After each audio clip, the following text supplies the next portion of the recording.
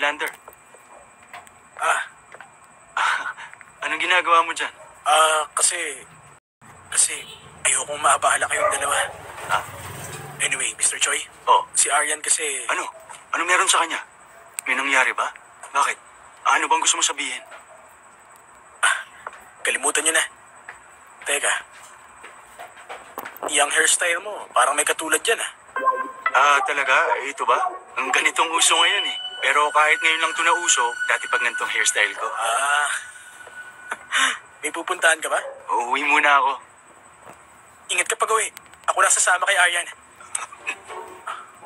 Buti ba, umuwi ka na rin? Ano? Uwi na ako? Oo, ako na lang sasama kay Aryan dito. Pero, kasasabi niyo lang uuwi na kayo. Hindi ang sabi ko, umuwi ka na sa inyo kasi nga medyo gumagabi na rin. Bukod doon, siguradong pagod ka na, pahinga ka na.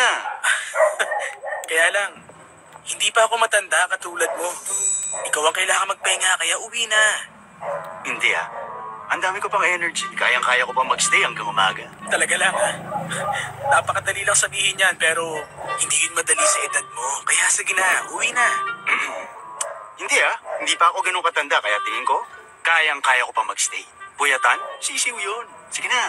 Talaga? Sige, babalik na muna ako sa loob. Kung ganun, sabay na tayong dalawa, okay?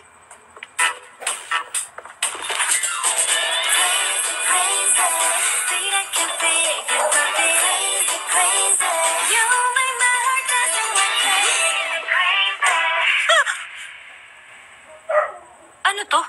Sa lakad nyo para kayong kasali sa 100-meter sprint.